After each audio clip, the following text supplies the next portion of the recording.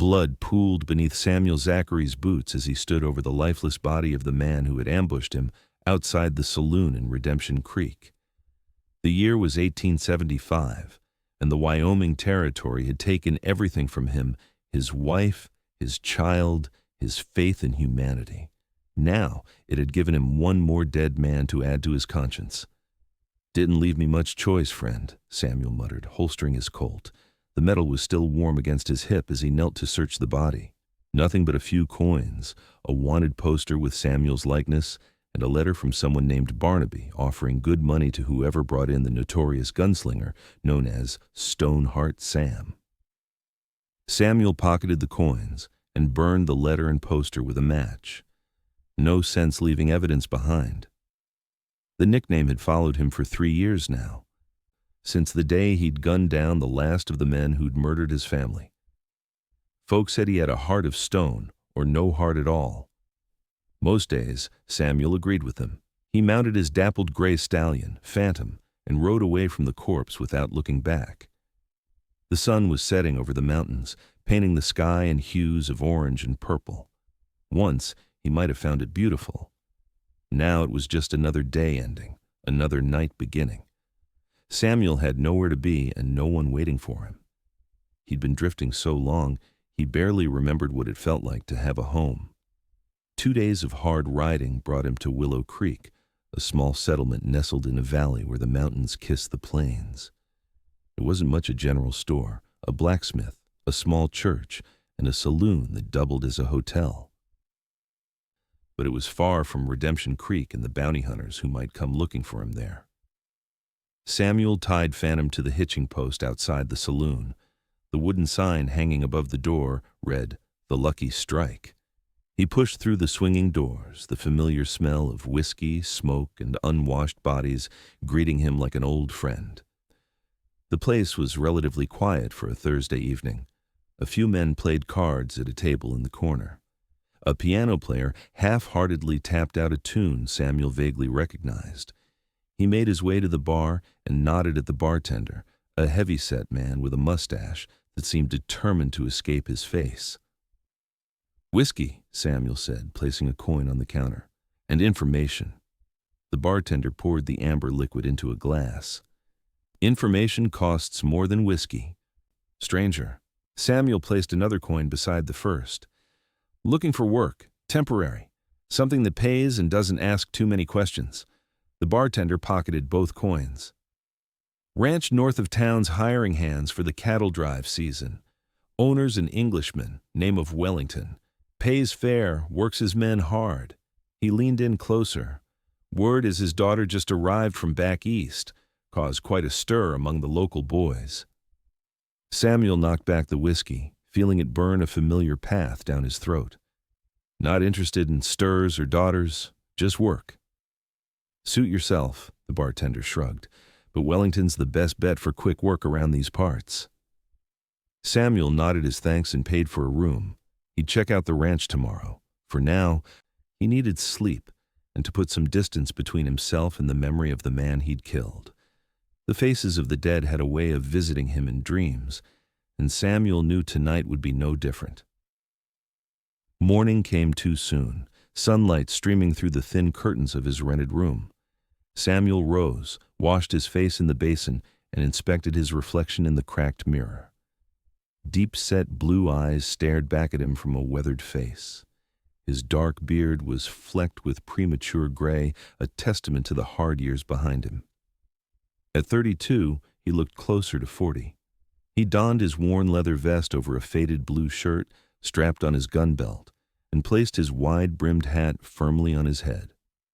The hat had been with him longer than anything else he owned, including Phantom. It bore the scars of his life bullet holes, knife slashes and bloodstains that wouldn't wash out. The Wellington Ranch was an hour's ride north of town. As Samuel approached, he could see it was a substantial operation. A large 2-story house stood proudly at the center, surrounded by barns, corrals, and bunkhouses.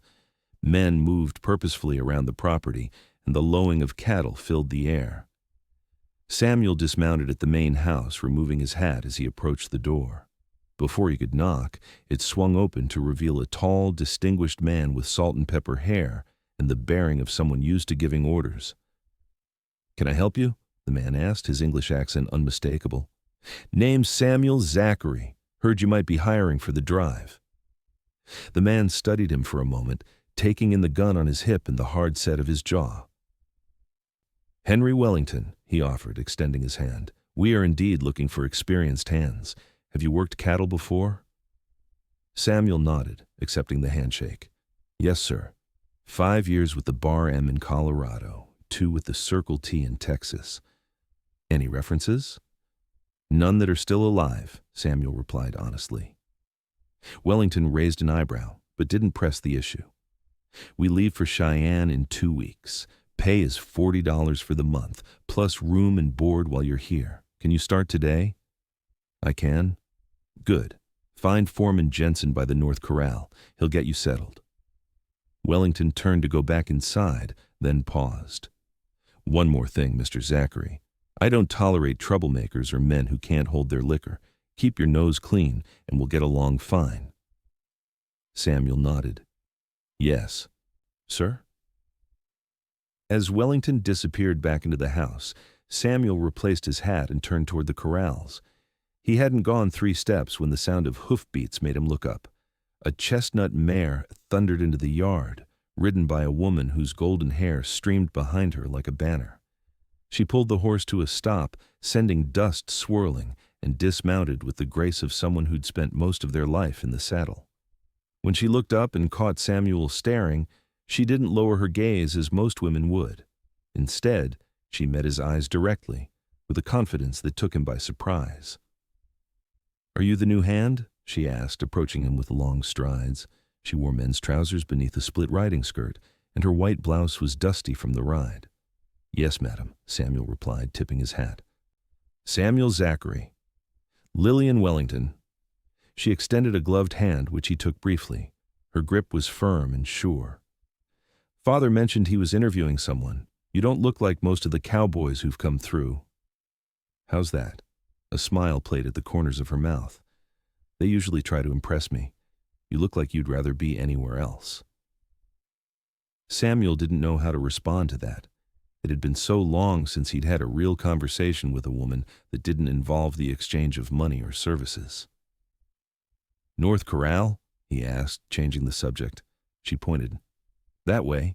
Jensen's the one with the red beard and the perpetual scowl. Don't let him intimidate you. His bark is worse than his bite." Samuel nodded his thanks and started walking. He could feel her eyes on his back as he went. And something stirred within him, something he thought had died 3 years ago along with his wife and child. He ruthlessly crushed the feeling. Samuel had learned the hard way that caring about people only led to pain. Jensen was indeed scowling when Samuel found him, but the foreman's demeanor improved slightly when Samuel demonstrated his skill with horses. By sundown, he'd been assigned a bunk in one of the longhouses and given a schedule for the next day. "We're breaking the new stock at dawn," Jensen told him. "Those Mustangs we brought in last week need to learn some manners before the drive. Boss says you're good with horses, so you'll be working with me and Billy." The bunkhouse was clean but sparse, a dozen beds lined up against the walls, with small trunks at the foot of each for personal belongings. Samuel stowed his meager possessions and took the bunk nearest the door, an old habit from years of needing quick exits. The other hands filtered in as darkness fell, eyeing the newcomer with varying degrees of curiosity and suspicion. Samuel nodded politely but volunteered nothing about himself. Eventually they lost interest and turned to their own conversations about the upcoming drive, local gossip, and, inevitably, Lillian Wellington. "Never seen a woman ride like that," a young hand named Davy was saying. "And pretty as a picture, too. Shame she's so far above our station." "Didn't stop you from making a fool of yourself at the spring dance," another hand laughed. "What was it you said? Something about her eyes being like stars?" The men roared with laughter as Davy's face turned red. "At least I tried." "Which is more than any of you old cowards have done." "She turned down the banker's son and the sheriff's nephew," Jensen pointed out from his place by the door. "What makes you think she'd look twice at a cowpoke like you?" More laughter followed, and Samuel found himself wondering about Lillian Wellington. She clearly wasn't the typical rancher's daughter, content to stay inside and manage the household. There was something wild and untamed about her, like the mustangs they would be breaking tomorrow. Dawn came early on a ranch, and Samuel was up before most of the others, having slept fitfully as usual. He made his way to the mess hall, where the cook, a surly Mexican named Esteban, served up plates of eggs, beans, and biscuits. "You knew," Esteban stated rather than asked, sliding a plate toward Samuel. "You eat. You need strength for Jensen's mustangs." Samuel nodded his thanks and took a seat at the end of a long table. He ate quickly, mechanically, not tasting the food. It was fuel, nothing more. He'd forgotten what it was like to enjoy a meal. The work was hard but familiar. The mustangs were spirited and fought the breaking process with everything they had. Samuel respected that the will to remain free, to resist being tamed. By midday, he had successfully ridden 3 of the wild horses, staying on their backs despite their best efforts to throw him. "You've done this before," Jensen commented during the noon break, passing Samuel a canteen. Samuel drank deeply before responding. "Spent some time with the Comanche years back. They know horses better than any white man." Jensen raised an eyebrow, but didn't inquire further. It was one of the things Samuel appreciated about the West. A man's past was his own business, at least until it caught up with him. After the break, Samuel was leading a particularly stubborn black stallion back to the corral when he spotted Lillian watching from the fence. She wore the same practical riding clothes as the day before, and her hair was braided down her back. "That one doesn't want to surrender," she called as he approached. "Can't blame him," Samuel replied, struggling to keep the horse moving forward. "Freedom's a hard thing to give up." Lillian unlatched the gate for him. "Is that why you look like you're carrying the weight of the territory on your shoulders, Mr. Zachary? Too much freedom?" The question caught him off guard. Most people avoided looking too closely at him, sensing the darkness he carried. But Lillian Wellington seemed determined to see past his carefully constructed walls. "Something like that," he muttered, guiding the stallion into the corral. "Will you be joining us for supper at the main house tonight?" she asked. "Father likes to get to know the new hands, especially those who'll be on the drive." "Is it required?" She laughed, a sound that reminded Samuel of clear mountain streams. "No, but the food is better than what Esteban serves in the mess, and there's actual conversation instead of tall tales about bear wrestling." Despite himself, Samuel felt the corners of his mouth twitch upward. "I've wrestled a bear or 2 in my time." "I'm sure you have," she said, her eyes twinkling with amusement. 7 o'clock, Mr. Zachary. Don't be late." With that, she turned and walked back toward the main house, leaving Samuel to wonder what had possessed him to attempt something resembling humor. The invitation weighed on him for the rest of the afternoon. It had been years since he'd sat at a proper dinner table with civilized company. The thought made his palms sweat more than breaking wild mustangs had. But refusing might draw more attention than accepting, and Samuel had survived this long by not standing out. At 6:30, he bathed in the wash house, scrubbing away the day's dust and sweat. He trimmed his beard as best he could with his hunting knife and put on his cleanest shirt, a faded blue cotton that had once been vibrant before years of sun and hard washing. The main house was lit up like a beacon against the darkening sky. Samuel hesitated at the base of the porch steps, nearly turning back to the safety and anonymity of the bunkhouse. Then the door opened, and Lillian stood framed in the warm light. "I was beginning to think you weren't coming," she said, gesturing him inside. The interior of the Wellington home spoke of wealth and refinement. Paintings hung on the walls, and the furniture was clearly imported from back east. Samuel felt immediately out of place, like a wolf that had wandered into a drawing room. Henry Wellington greeted him in the parlor, offering a glass of brandy that Samuel accepted more out of politeness than desire. 2 other guests were present: the town doctor, an older man named Harrison, and the local banker, Matthews, whose eyes narrowed slightly at Samuel's entrance. "Mr. Zachary was quite impressive with the mustangs today," Jensen reported from his place by the fireplace. The foreman had cleaned up well, his red beard neatly trimmed, and his usual work clothes replaced with a respectable suit. "Is that so?" Wellington said, raising his glass in Samuel's direction. "Always good to have a man who understands horses. They're magnificent creatures, but they require a firm hand and gentle heart." "Something our new friend might have in short supply," the banker said quietly, but loud enough to be heard. "I've been making inquiries about our new arrivals, Henry. The name Zachary isn't unknown in certain circles."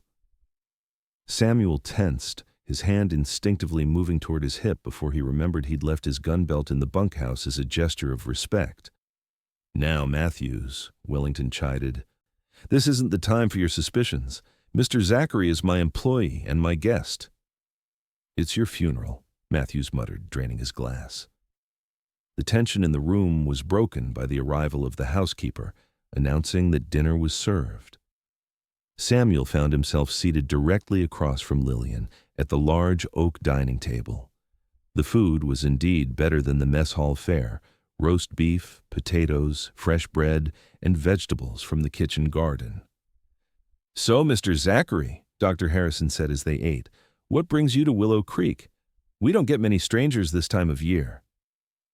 Samuel chewed slowly, buying time. "Just passing through. Needed work. Heard Mr. Wellington was hiring." "And before that," Matthews pressed, "Texas, Colorado, wherever there was honest work to be had." Lillian watched this exchange with interest, her green eyes never leaving Samuel's face. It made him uncomfortable in a way he couldn't quite define. "Father tells me you'll be helping drive the cattle to Cheyenne," she said, changing the subject. "I'll be going as well this year." Wellington frowned. "That hasn't been decided, Lillian." "Yes, it has," she replied firmly. "I've been helping run this ranch for 2 years while studying back east. I know the business side. Now I need to understand all aspects of the operation." "The trail is no place for a—" "If you say a woman, I shall remind you that Mother rode with you on 3 drives before I was born," Lillian interrupted. "And I'm every bit as capable as she was." The mention of his late wife softened Wellington's expression. "Yes, she did, and you are very much her daughter." He sighed in resignation. "We'll discuss the details later." The conversation moved to safer topics: the weather, the condition of the herd, news from the east. Samuel spoke only when directly addressed, but he found his gaze repeatedly drawn to Lillian. There was a fire in her that reminded him painfully of Maria, his wife. That same determination, that refusal to be limited by others' expectations. After dinner, Wellington invited the men to smoke cigars in his study. Samuel declined, citing an early start the next day. As he made his way to the door, Lillian appeared from a side room. "Escaping already, Mr. Zachary?" she asked, a hint of teasing in her voice. "Not much for social gatherings," he admitted. "No, I don't imagine you would be." She studied him with those penetrating eyes. "What are you running from, I wonder?" Samuel stiffened. "What makes you think I'm running from anything?" "Everyone in the West is running from something," she said simply. "Some from the law, some from family, some from themselves. You have the look of a man who's been running for a very long time." He should have been angry at her presumption, but instead he felt exposed, as if she could see through the carefully constructed armor he'd built around himself. "Good night, Miss Wellington." As he turned to go, she spoke again, softer this time. "You know, Mr. Zachary, there comes a point when running no longer works. When the past catches up no matter how far or fast you go." Samuel paused, his hand on the door. "And what would you know about it?" "More than you might think." Her voice held a sadness that surprised him. "We all have ghosts, Mr. Zachary. The difference is whether we let them haunt us or put them to rest." He left without responding, her words following him into the night. Back in the bunkhouse, Samuel lay awake long after the other men had fallen asleep, turning Lillian's words over in his mind. She was perceptive, dangerously so, and something about her made him want to lower his guard, which was the last thing he could afford to do. The next 2 weeks fell into a routine. Days were filled with preparations for the cattle drive, breaking horses, mending equipment, organizing supplies. Samuel kept to himself for the most part, speaking only when necessary. The other hands had largely accepted his presence, if not fully welcomed him into their brotherhood. Every evening, Lillian would appear at the corrals or the barn, ostensibly to check on the preparations, but inevitably finding her way to wherever Samuel was working. At first, he responded to her questions with terse, one-word answers. But gradually, almost against his will, he found himself engaging in actual conversations. She was intelligent and well-read, having spent the past 2 years at a women's college in Boston. But she was also practical, with an intimate knowledge of ranching that came from growing up on horseback. She could discuss literature 1 minute and the best way to treat hoof rot the next. "Why did you come back?" Samuel asked her one evening as they watched the sunset from the top rail of the corral fence. "From Boston, I mean. Seems like you could have had a different life there." Lillian was silent for a moment, her face golden in the fading light. "This is my home," she said finally. "I love it here, the open spaces, the mountains, the freedom. Back east, women are decorative objects, expected to marry well and host dinner parties. Here, I can run a ranch, make my own decisions." She turned to look at him directly. "What about you? Where's home for you?" The question stirred something painful in Samuel's chest. "Don't have one, not anymore. Everyone has a home," she insisted, "even if it's just a memory." Samuel thought of the small cabin in Colorado, the one he'd built with his own hands for Maria when they'd first married, the garden she'd planted, the cradle he'd carved for their son. All of it ashes now. "Memories make poor shelter," he said quietly. Lillian's hand moved as if she might touch his, but she seemed to think better of it. "Perhaps, but they're all some of us have left." The night before the cattle drive was to begin, Wellington hosted a supper for all the hands. The atmosphere was jovial, with men enjoying their last night in proper beds before a month on the trail. Samuel sat at the end of one of the long tables that had been set up in the yard, nursing a cup of coffee while the others drank whiskey and told stories. "Mind if I join you?" Lillian appeared beside him, a plate of food in hand. Samuel nodded toward the empty space beside him. She sat, arranging her skirts. She'd dressed more formally tonight in a simple blue dress that matched her eyes. "Not celebrating with the others?" she asked, nodding toward the rowdier end of the table. "Never been one for celebrations." "So I've noticed." She took a bite of food, chewed thoughtfully. "Father says you're one of the best hands he's hired in years. He's thinking of offering you a permanent position after the drive." The news surprised Samuel.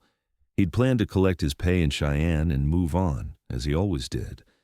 Staying in one place too long was dangerous. It gave bounty hunters time to find you, gave people time to start asking questions.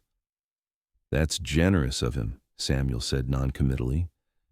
"But you won't accept," Lillian stated, rather than asked. Samuel looked at her, really looked at her, for perhaps the first time.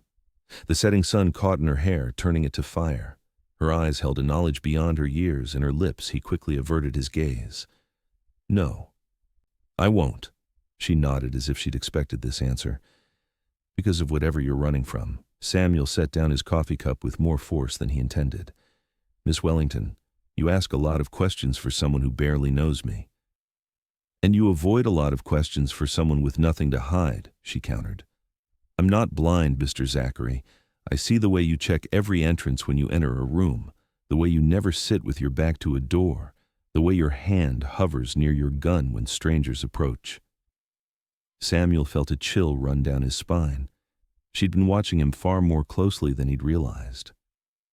"My father may not see it, but I do," she continued, her voice low. "You're a man who's seen violence, done violence. The question is whether that's all you are now." Before Samuel could respond, a commotion erupted from the main gate. A group of riders was approaching, at least 6 men, moving with purpose. Wellington rose from his place at the head of the table, frowning. "Jensen, see who that is? We're not expecting company." The foreman nodded and strode toward the gate, hand resting on his gun. Samuel tensed, scanning the newcomers. Something about their formation, the way they spread out as they entered the yard, set off warnings in his mind. "Miss Wellington," he said quietly, "I think you should go inside now." She looked at him sharply, reading the sudden alertness in his posture.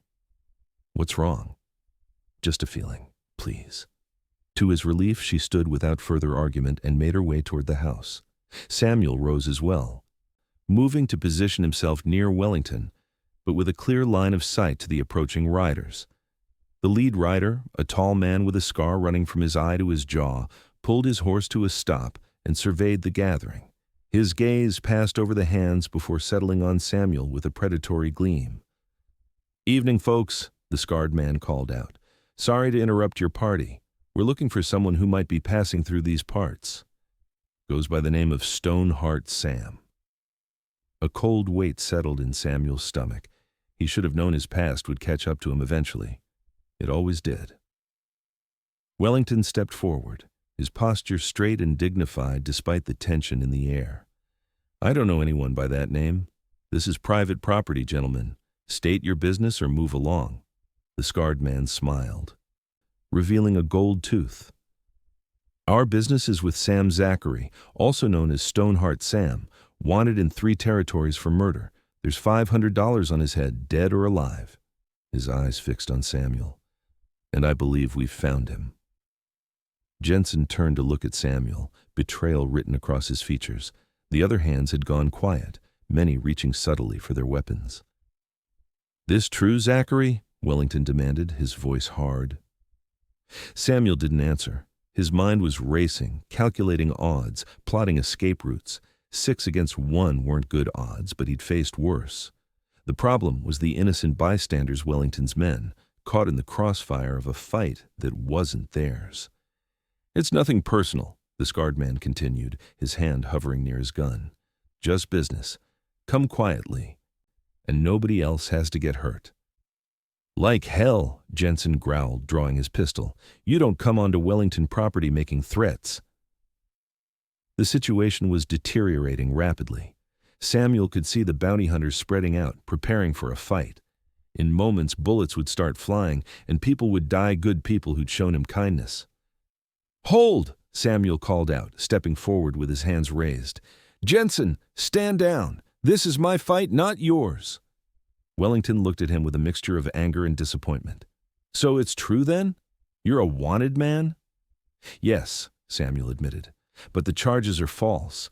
I killed the men who murdered my wife and child. The law called it murder because one of them was a judge's son." The scarred bounty hunter laughed. "That's a touching story." "Tell it to the hangman." He drew his gun, aiming it at Samuel's chest. "Now, are you coming willingly, or do we do this the hard way?" "Neither," came a firm voice from the porch. Lillian stood there, a Winchester rifle in her hands, aimed steadily at the bounty hunter. "You're trespassing on Wellington land, threatening our employees. I suggest you leave while you still can." "Lillian," Wellington hissed, "get back inside." She ignored her father, her gaze never leaving the scarred man. "In case you're wondering, I was the marksmanship champion at my school 3 years running. I can put a bullet through your eye at twice this distance." Samuel wanted to shout at her to get to safety, but he knew it would only draw attention to her. The bounty hunter's expression darkened as he assessed this new threat. "Lady, this isn't your concern. This man is a killer with blood on his hands." "On my property, he's under my protection," Wellington said, moving to stand beside his daughter. "Leave now, or I'll have my men escort you out." The tension in the air was thick enough to cut. Samuel could see the bounty hunters exchanging glances, calculating their chances. 6 against a dozen ranch hands weren't odds they'd expected. "This isn't over, Zachary," the scarred man spat. "You can't hide forever." "I'm not hiding," Samuel replied evenly. "And next time you come looking for me, come alone. Then we'll see who walks away." With a final glare, the bounty hunter wheeled his horse around. His companions followed, kicking up dust as they rode out of the ranch yard and into the gathering darkness. As soon as they were out of sight, Wellington turned to Samuel, his expression thunderous. "Inside, now. We need to talk." The ranch hands watched in silence as Samuel followed Wellington and Lillian into the main house. In the study, Wellington poured himself a generous measure of whiskey and drank it in one swallow before facing Samuel. "Explain yourself," he demanded, "and make it good." Samuel told them everything about Maria and their son, Thomas, about the 3 men who'd come to their cabin while Samuel was hunting, about finding his family's bodies and the subsequent manhunt that had led him across 4 states. He spoke of the gunfights, the narrow escapes, the nights spent sleeping in the wilderness with one eye open. "The last one was a man named Rutherford, son of Judge Rutherford from Denver," Samuel concluded. "When I killed him, the judge put a bounty on my head, said I was a cold-blooded murderer, called me Stoneheart Sam." Wellington had sat down heavily partway through the story, the anger in his face gradually replaced by a grim understanding. Lillian remained standing, her arms wrapped around herself as if warding off a chill. "Why didn't you tell us?" she asked softly. Samuel looked at her directly. "Would you have hired me if I had?" Wellington sighed, rubbing his forehead. "Probably not," he admitted. "But now we have a problem. Those men will be back, possibly with reinforcements." "I'll be gone by morning," Samuel said. "I've put you in enough danger." "And go where?" Lillian challenged. "To the next town, the next ranch, until they find you again? How long can you keep running?" "As long as I have to." Wellington rose and paced to the window, looking out at the night. "The cattle drive leaves tomorrow. Once we reach Cheyenne, you'll be in a different territory, beyond Judge Rutherford's influence. You could start fresh there." Samuel shook his head. "Bounty hunters don't care about territorial lines." "Then we fight," Lillian said firmly. "We clear your name." "How?" Samuel asked, a bitter laugh escaping him. "It's been 3 years, the only witnesses are dead, and the judge has the law on his side." "Maybe not," Wellington mused. "I have connections in Denver, friends in the territorial government. If what you're saying is true about your family, there might be a way to petition for a pardon." Hope was a dangerous thing for a man like Samuel. He'd learned to live without it, to expect the worst and be prepared for it. But looking at Wellington's thoughtful expression and Lillian's determined face, he felt the first stirrings of something he'd thought long dead. "Why would you help me?" he asked. "You barely know me." Wellington exchanged a look with his daughter. "Let's just say I'm a good judge of character, Mr. Zachary, and I believe your story." "Besides," Lillian added, a hint of her usual spirit returning, "we need every good hand we can get for this drive. And Father says you're the best he's seen in years." The matter wasn't fully resolved, but a plan was taking shape. Samuel would continue with the drive as planned. Wellington would send letters ahead to his contacts in Cheyenne and Denver, and they would all be vigilant for the return of the bounty hunters who were unlikely to give up so easily. Dawn broke clear and cold on the day of the cattle drive. 2,000 head of cattle were herded from their pastures into a loose formation, ready for the long journey to the railhead in Cheyenne. The hands were mounted and ready, supplies packed, routes planned.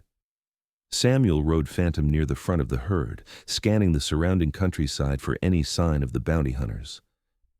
Jensen had been cool toward him since the revelation, but the foreman was professional enough to follow Wellington's lead in treating Samuel as part of the team.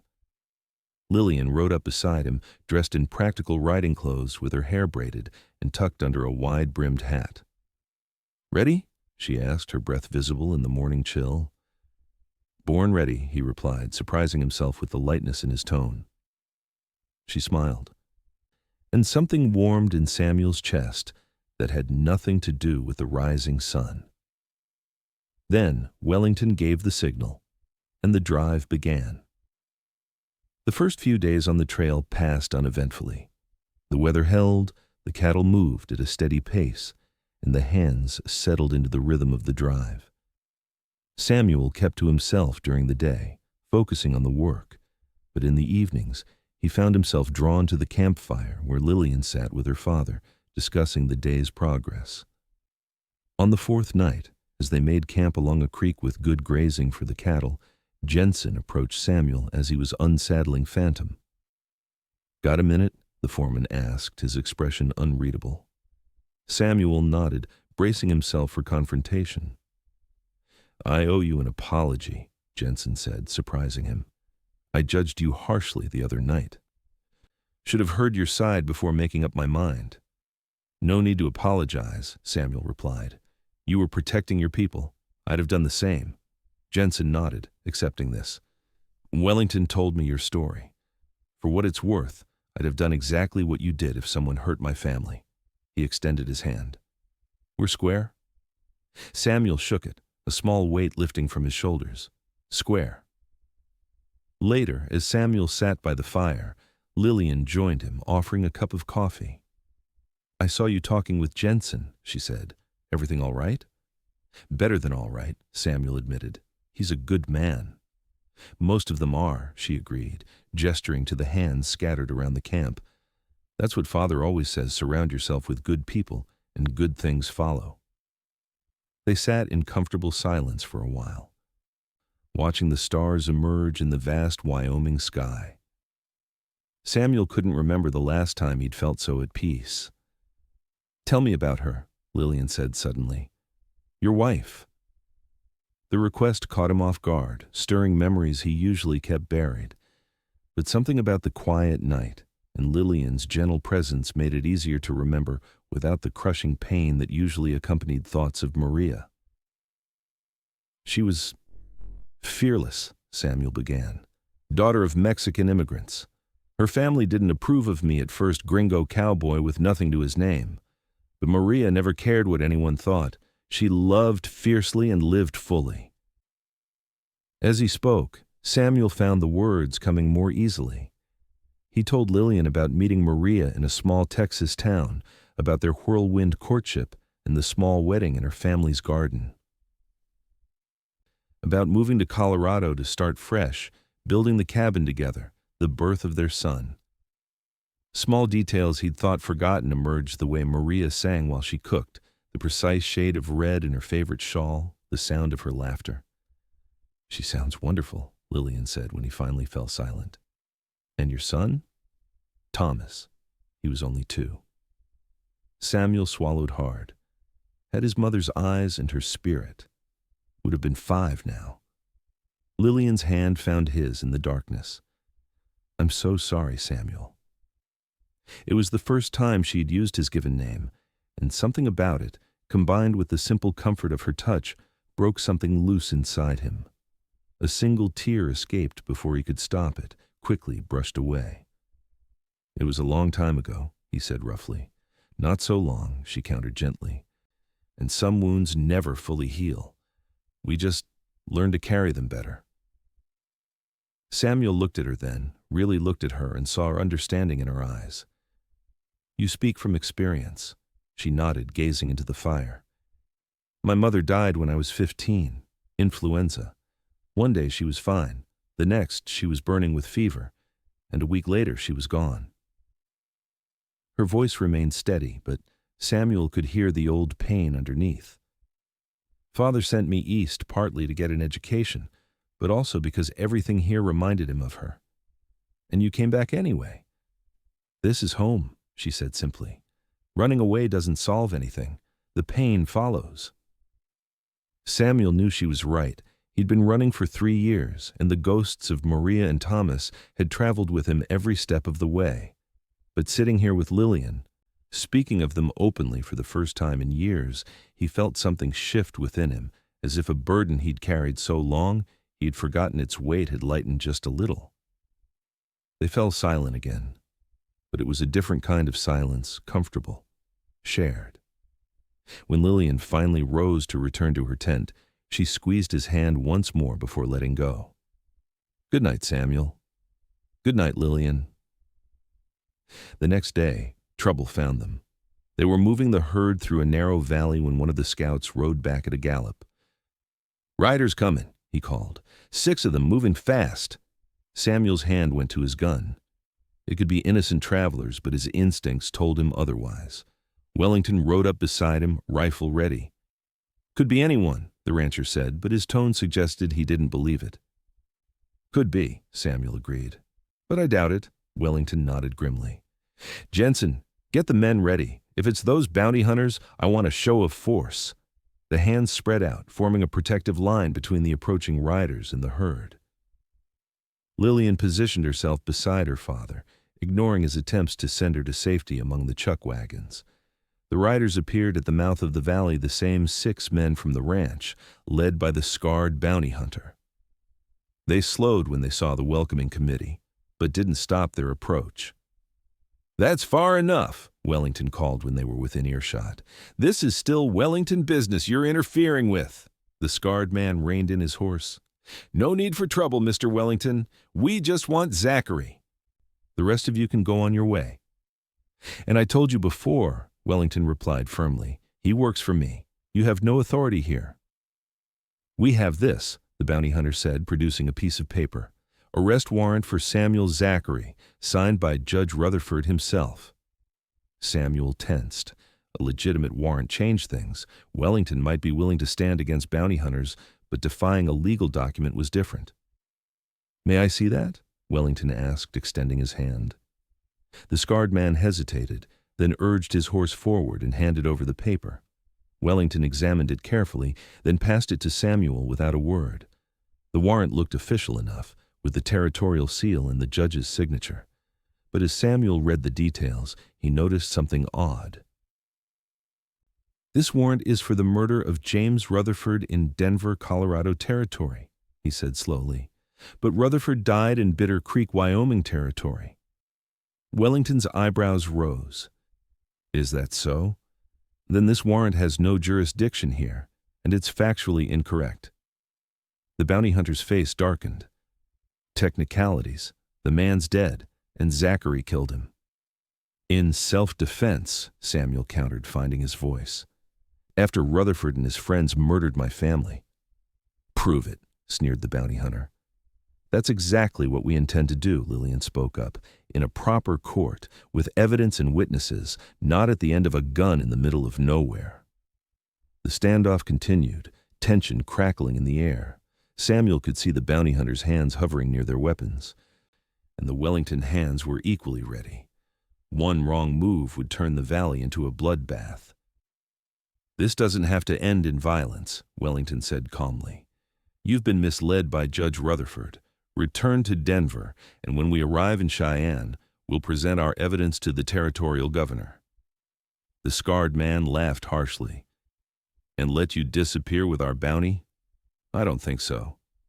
His hand moved toward his gun. "Last chance, Zachary. Come with us now, or we start shooting, and I promise you won't be the only one who dies today." Samuel looked at the determined faces around him. Wellington, Lillian, Jensen, the hands who'd accepted him despite his past. They were willing to fight for him, perhaps die for him. The thought was unbearable. "Stop," he said, moving his horse forward. "This is between me and them." "Samuel, no," Lillian protested. He turned to her, trying to memorize her face, the concern in her eyes, the stubborn set of her jaw. "I can't let anyone else die because of me." To the bounty hunter, he said, "I'll come peacefully on one condition. We ride to Cheyenne, not Denver. I'll face trial there, in Wyoming Territory, where the killing actually happened." The scarred man considered this. "Judge Rutherford wants you in Denver." "I'm sure he does," Samuel replied, "because he knows a Wyoming court might actually listen to my side of the story." The bounty hunters conferred among themselves, clearly torn between the guaranteed money from taking Samuel to Denver and the risk of a firefight against superior numbers. "Fine," the scarred man finally agreed. "Cheyenne it is, but you try anything. Zachary, and I'll put a bullet in you. Bounty be damned." Wellington rode forward. "I'm coming with you. As Mr. Zachary's employer, I have a vested interest in seeing justice done properly." "Father," Lillian exclaimed.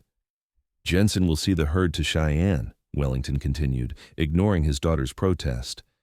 "We'll meet you there." The scarred man looked like he wanted to object, but thought better of it. "Suit yourself. But just you. The girl stays with the herd." Lillian opened her mouth to argue, but Wellington silenced her with a look. "I need you to ensure the drive continues as planned," he told her. "This is our livelihood, Lillian." Samuel could see the conflict on her face, duty to the ranch versus concern for her father, and for him. Finally, she nodded reluctantly. "You bring him back, Father," she said, her voice tight with emotion. "Both of you." As Samuel prepared to leave with the bounty hunters, she rode up to him, her eyes fierce. "This isn't over," she said quietly. "I'll see you in Cheyenne." Before he could respond, she leaned across from her horse and kissed him quickly on the cheek. "Stay alive," she whispered, then wheeled her horse around and rode back to the herd. The journey to Cheyenne was tense. The bounty hunters kept Samuel's hands bound and watched him constantly. Wellington rode beside him, occasionally engaging the scarred man whose name, they learned, was Harker in conversation, trying to learn more about Judge Rutherford's vendetta. "The judge is a powerful man," Harker said, "not someone you want as an enemy." "And yet he seems afraid of a fair trial," Wellington observed. "Why else insist on trying Zachary in Denver instead of where the killing actually took place?" Harker shrugged. "Not my concern. I just collect the bounty." But Samuel could see doubt beginning to form behind the man's eyes. Wellington was planting seeds of uncertainty, which was precisely what they needed. They reached Cheyenne 2 days ahead of the cattle drive. The town was bustling with activity cowboys, traders, settlers, and soldiers from the nearby fort, all mingling in the dusty streets. Harker led them directly to the sheriff's office. Sheriff Collins was a stocky man with a graying mustache and suspicious eyes. He listened to Harker's explanation, examined the Denver warrant, and frowned. "This has no jurisdiction here," he said, confirming what they already knew. "If Rutherford died in Wyoming territory, he needs to be charged under our laws." "Then charge him," Harker demanded. "The man's a killer." "I'll need to wire the circuit judge," Collins said. "He's in Laramie now, but should return next week." "Next week?" Harker exploded. "What are we supposed to do with him until then?" "He'll stay in my jail," the sheriff replied calmly, "and I'll take statements from all involved." Samuel was led to a cell in the back of the office, small but clean, with a cot and a small window. As the door clanged shut behind him, he felt a strange sense of relief. After 3 years of running, he was finally going to face his past. Wellington promised to return the next day with a lawyer. "Don't lose hope," he told Samuel through the bars. "We'll see justice done." Left alone, Samuel sat on the cot and stared at the patch of sky visible through the small window.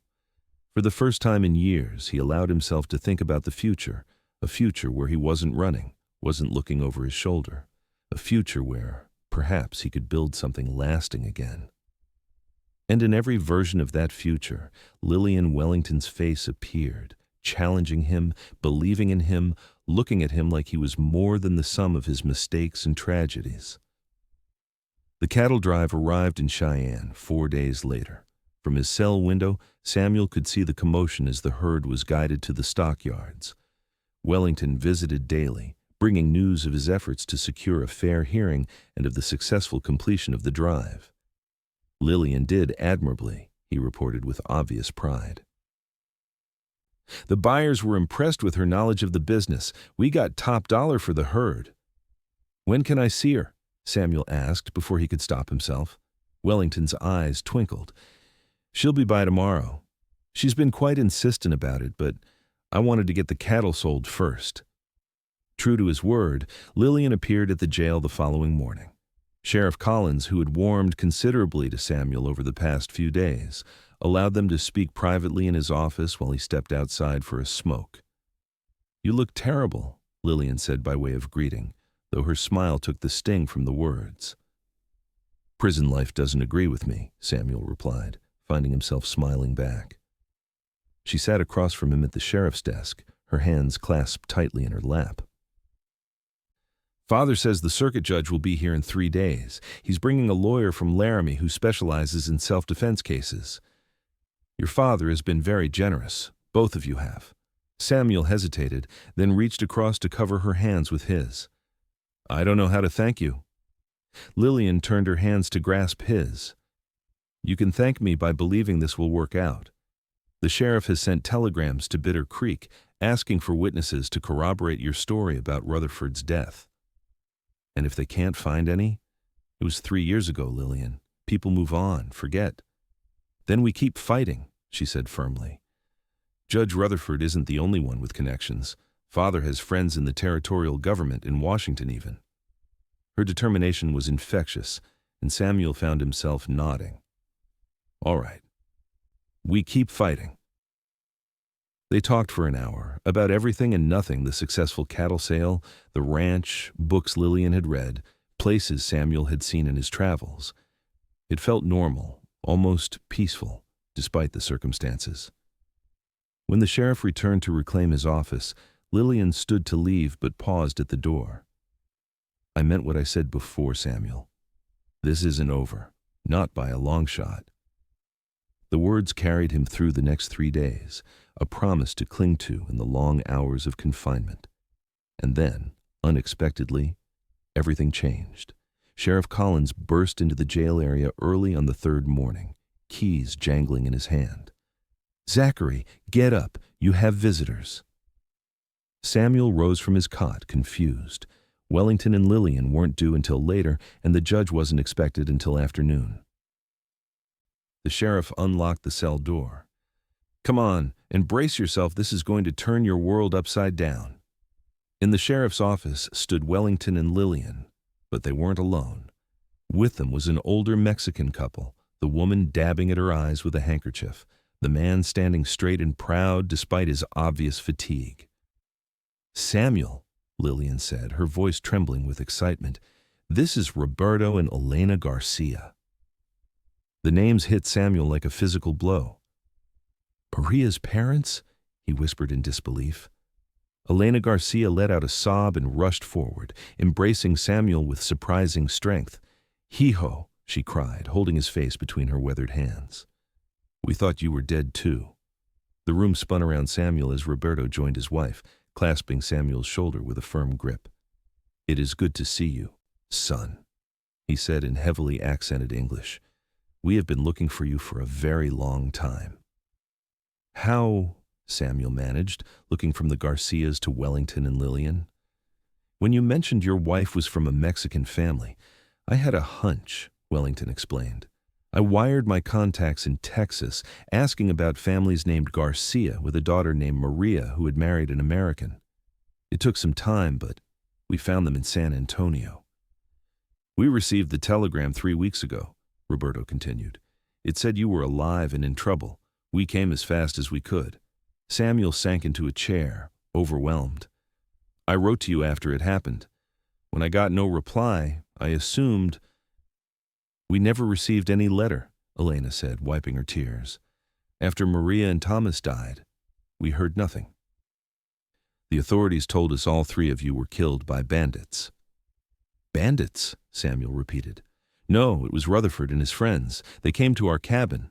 Roberto nodded grimly. We know this now. When Mr. Wellington found us, we started asking questions in Colorado. Many people remembered, but they were afraid to speak against Judge Rutherford. Not everyone, Lillian interjected. Father, show him. Wellington produced a stack of papers from his coat. Sworn affidavits from 3 witnesses in Bitter Creek who saw Rutherford threaten you publicly the day before your family was killed. And this, he handed Samuel a yellowed newspaper clipping.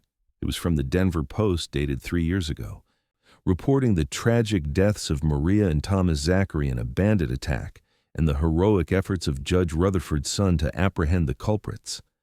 He covered it up, Samuel said, rage and disbelief warring within him. He murdered my family and then rewrote history. And that's not all, Sheriff Collins added. I received a telegram this morning from the marshal in Bitter Creek.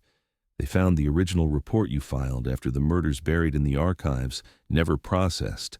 It corroborates everything you've claimed. Samuel looked around at the faces watching him.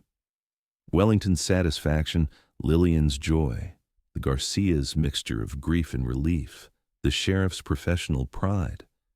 For 3 years, he'd been alone with his pain and his guilt, convinced that justice was beyond his reach.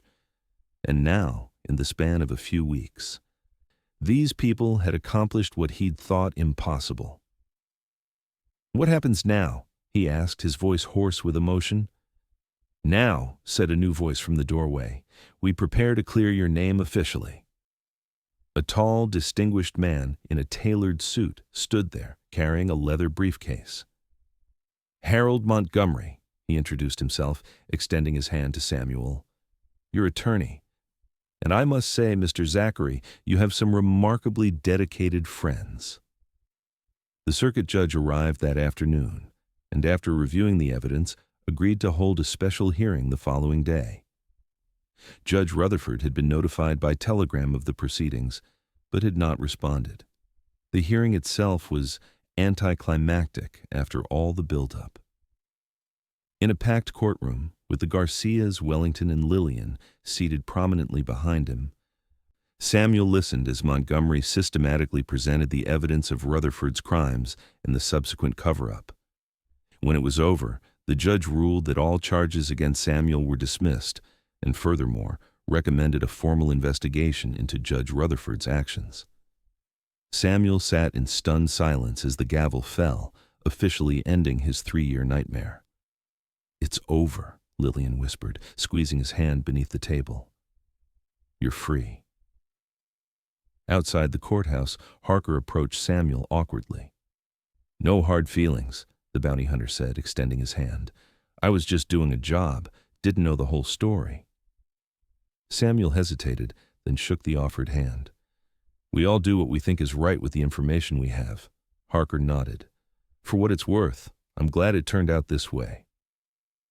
Judge Rutherford's going to have a lot to answer for when the federal marshals catch up with him." That evening, Wellington hosted a celebration dinner at Cheyenne's finest hotel. The Garcias were guests of honor alongside Samuel, and the table was filled with conversation about the future. Roberto and Elena would stay in Cheyenne for a week before returning to Texas, with promises to visit Wyoming again soon. "And you, Samuel?" Wellington asked as dessert was served. "What will you do now?" It was the question Samuel had been asking himself all day. For so long, his life had been defined by vengeance and survival. Now, unexpectedly, he had choices. "I'm not sure," he admitted. "I haven't thought beyond clearing my name." "Well," Wellington said, "my offer of permanent employment still stands. Willow Creek could use a man of your talents year-round." Samuel glanced at Lillian, who was watching him with an unreadable expression. "That's very generous. I'd like some time to consider it." After dinner, while the others continued their conversations over brandy, Samuel slipped out onto the hotel's balcony. The night air was cool, the stars brilliant above Cheyenne's rooftops. He heard the balcony door open behind him and knew without turning who had followed him. "It's a beautiful night," Lillian said, coming to stand beside him at the railing. "Yes," Samuel agreed. "One of the first I can remember enjoying in a very long time." They stood in companionable silence for several minutes, shoulders almost touching, watching the activity in the street below. "You're not coming back to Willow Creek, are you?" Lillian finally asked, her voice carefully neutral. Samuel turned to look at her. In the soft glow from the hotel windows, she was breathtaking, strong, and vulnerable all at once, her eyes reflecting the starlight. "I don't know," he answered honestly. "For 3 years, all I've thought about is the past. Now, suddenly, I have a future to consider, and I'm not sure what it should look like." "What do you want it to look like?" she pressed. Samuel hesitated, then took a chance that would have been unthinkable to him just weeks ago. "I want it to include you." The words hung between them, a truth finally spoken aloud. Lillian's breath caught, and for a terrifying moment, Samuel thought he'd misread everything. Then she smiled, and it was like the sun breaking through clouds. "I was hoping you'd say that." She moved closer, and Samuel found himself reaching for her, his hands settling at her waist. "I have nothing to offer you," he warned. "No home, no fortune, just a past full of ghosts." "I don't want a fortune," Lillian replied, her hands coming to rest on his chest. "And as for a home, we can build one together. The ghosts may always be there, Samuel, but they don't have to haunt you anymore." When he kissed her, It felt like coming home after a long, dark journey. Her lips were soft beneath his, her body warm and real in his arms.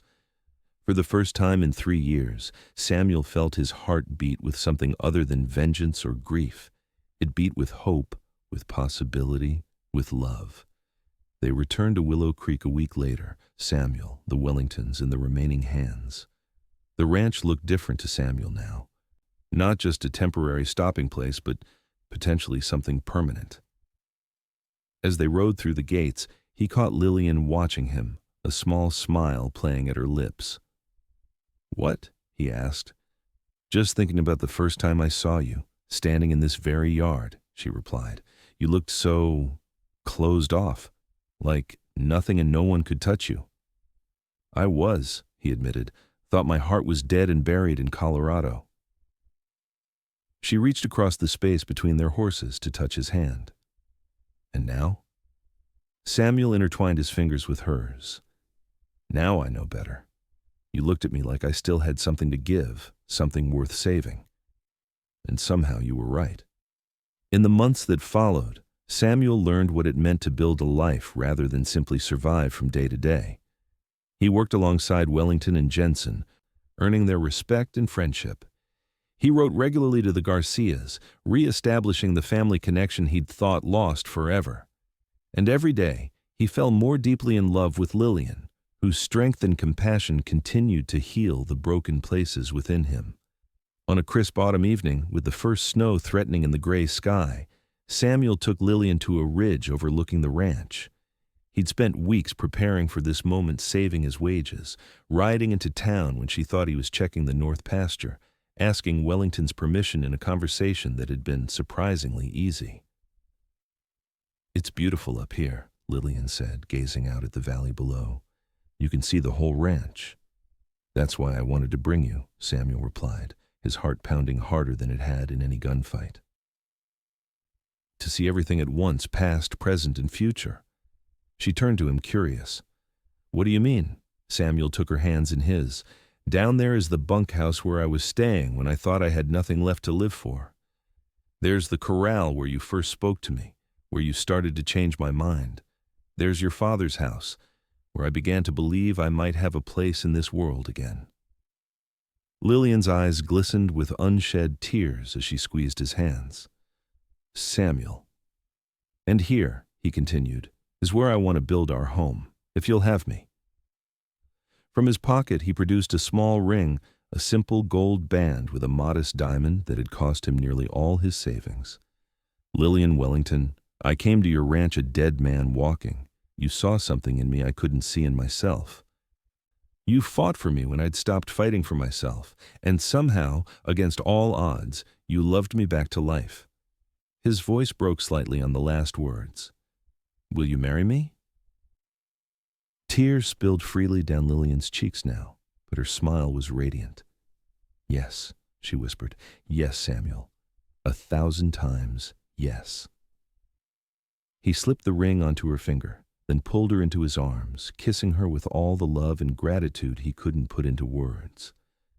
As they stood together on the ridge, with the future spread before them like the valley below, Samuel finally understood what it meant to be truly alive again. They were married in the spring, when the wildflowers carpeted the meadows and the air was sweet with possibility. Wellington gave the bride away, beaming with pride, and the Garcias traveled from Texas to stand with Samuel. The entire ranch turned out for the celebration, along with half the town of Willow Creek. By summer, construction had begun on their house on the ridge. Samuel worked on it every spare moment, determined to build something solid and lasting with his own hands, just as he had once done for Maria. But this wasn't a replacement for what he'd lost. It was something new, a future rising from the ashes of the past. On warm evenings, he and Lillian would ride up to check on the progress, often staying to watch the sunset from what would be their front porch. On one such evening, as the sky turned to gold and purple above them, Lillian leaned against his shoulder. "Happy?" she asked softly. Samuel wrapped his arm around her waist, drawing her closer. "More than I ever thought possible." He placed his free hand gently on her stomach, where their child was just beginning to show. All three of us, Lillian covered his hand with hers. Maria and Thomas would be proud of you, you know, for finding your way back to life, for loving again. I know, Samuel said, and realized with surprise that he truly believed it. The grief would always be there, but it no longer defined him. The future, bright and full of promise, did. As darkness settled over the valley, Samuel and Lillian remained on their unfinished porch, wrapped in each other's arms, watching the stars appear one by one in the vast Wyoming sky. For a man who had once told himself his heart was dead, Samuel Zachary found it remarkably full with love for his wife, for their unborn child, and for the life they were building together. The stone heart had cracked open at last, and what had grown in its place was stronger and more resilient than before. Not despite the scars, but because of them and because of the woman who had looked at him and seen not what he had been, but what he could become.